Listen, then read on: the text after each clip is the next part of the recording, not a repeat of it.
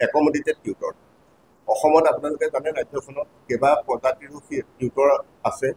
তাৰ ভিতৰত এটা প্ৰজাতি হ'ল অসম চৰকাৰে সৃষ্টি কৰা এটা প্ৰজাতি হ'ল একমোডেটেড টিউটৰ।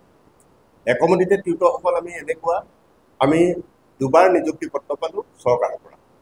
প্ৰথম আমি নিযুক্তি পত্ৰ পালোঁ 1991 চনৰ পৰা 2001 চনৰ ভিতৰত।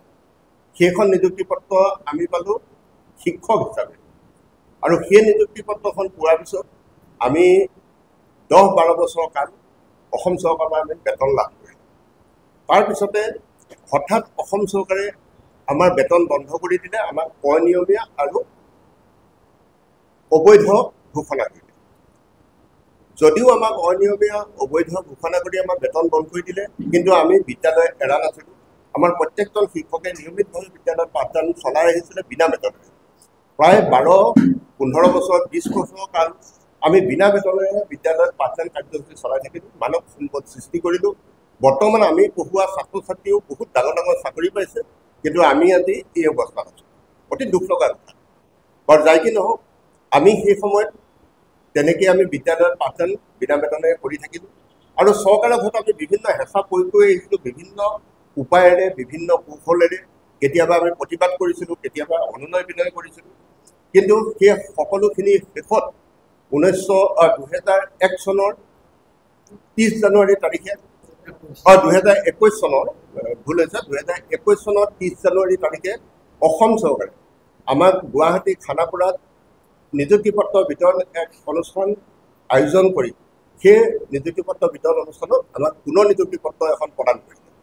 যোনখন নিযুক্তি পত্ৰ আমাৰ কোনো ভৱিষ্যত নাই। আমি সেই মুহূৰ্তত বুজি নাপালোঁ যে আমি এপইণ্টমেণ্ট পাইছোঁ শিক্ষক হিচাপেই চাগে। পিছতহে দেখিছোঁ যে এটা অদ্ভুত শব্দ আমি কাহিনীও নুশুনা টিউটৰ, একমোডেটেড টিউটৰ। আমি সকলোৱে তেতিয়া আচৰিত হৈছোঁ যে এই বস্তুটো কি। তাৰপিছত গম পালোঁ যে এই বস্তুটো সম্পূৰ্ণ এটা আমাক বহুত চৰকাৰে আমাক বেয়া ধৰণে আমাক এটা বধিলে, বঞ্চনা কৰিলে।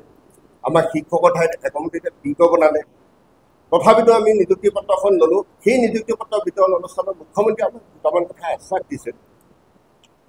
তেখেতে কৈছিলে যে আপোনালোকে আজি নিযুক্তি পত্ৰখন লৈ লওক, আপোনালোকে চৰকাৰৰ আওতাত সোমাই লওক, আৰু 40 দিনৰ ভিতৰত আপোনালোকক আমি যিমানখিনি পাৰোঁ আপোনালোকৰ শিক্ষকসকলে উন্নতিকৰণ হ'ব। যে আপোনালোকে আজি নিযুক্তি পত্ৰখন লৈ লওক, আপোনালোকে চৰকাৰৰ আওতাত সোমাই লওক, আৰু 40 দিনৰ ভিতৰত আপোনালোকক আমি যিমানখিনি পাৰোঁ আপোনালোকৰ শিক্ষকসকলে উন্নতিকৰণ হ'ব, আপোনালোকৰ দৰমহা বা অন্যান্য সা সুবিধাখিনি প্ৰদান কৰা হ'ব। আপোনালোকে যদি এদিন যোগদান কৰাৰ পিছত মৃত্যুবৰণ বা অৱসৰ গ্ৰহণ কৰে, আপোনালোকক 10 লাখ টকা গ্ৰেচুইটি প্ৰদান কৰা হ'ব। কিন্তু তেখেতৰ প্ৰতিশ্ৰুতিয়ে আজি প্ৰতিশ্ৰুতি হৈ ৰ'ল। আজি তেনেকুৱা 40 দিনত কিমানটা 40 দিন গ'ল, আজি 4 বছৰ।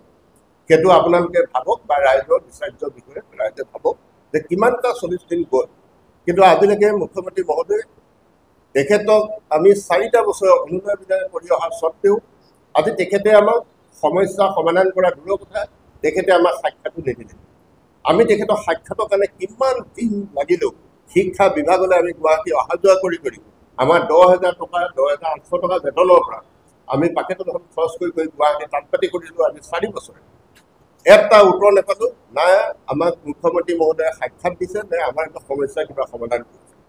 গতিকে এই ক্ষোভখিনি, আমাৰ যোনখিনি ক্ষোভ, এই ক্ষোভখিনিৰ কাৰণে আমি আজি গোটেই একমোডেটেড টিউটৰ একত্ৰিত হৈছোঁ, হৈ আমি বৃহৎ এটা প্ৰতিবাদী কাৰ্যসূচী গ্ৰহণ কৰা, প্ৰতিবাদী কাৰ্যসূচী লোৱাৰ আমি সিদ্ধান্ত গ্ৰহণ কৰিছোঁ। আমাৰ বৰ্তমান কেইটামান দাবী আছে। আমাৰ মুখ্য দাবী হৈছে যে আমাক বিনাচতে টিউটৰৰ পৰা শিক্ষকলৈ উন্নীতকৰণ, আমাক শিক্ষকৰ মৰ্যাদা দিয়ক, প্ৰথম দাবীটো আমাৰ। 2 নম্বৰ দাবীটো আমাৰ হ'ল আমাক সমকামৰ সমবেতন প্ৰদান কৰক।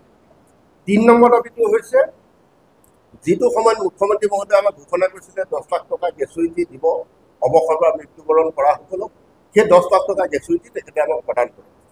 4 নম্বৰটো হৈছে যে পেঞ্চন, জীৱন আৰু স্বাস্থ্য বীমা আঁচনিৰ দৰে যিবিলাক সামাজিক আঁচনি, সেইবিলাক আমাৰ ক্ষেত্ৰতো উপলব্ধ কৰক। গতিকে এই আমাৰ যিকেইটা দাবী, আমি অসম চৰকাৰক আজি আপোনালোকৰ এই সংবাদমেলৰ জৰিয়তে আমি অসম চৰকাৰক এটা কথা স্পষ্টকৈ ক'ব বিচাৰিছোঁ যে আপোনালোকে অনতিপলমে যদি আমাৰ দাবীখিনি পূৰণ নকৰে, তেতিয়াহ'লে অনাগত দিনত আমি বৃহৎ প্ৰতিবাদী গণতান্ত্ৰিক কাৰ্যসূচী ল'বলৈ বাধ্য হ'ম আৰু সেই কাৰ্যসূচী আমি অহা 25 তাৰিখৰ অসম চৰকাৰৰ যি বাজেট অধিৱেশন আছে তাৰ আগতেই আমি ঘোষণা কৰিম। আপুনি বিচৰা বাতৰি পাব কেৱল নিউজ 18 এপত। নিউজ 18 এপ ডাউনলোড কৰিবলৈ স্কেন কৰক এই QR কোড। গুগল প্লে ষ্টৰতো পাব এই নিউজ 18 এপ।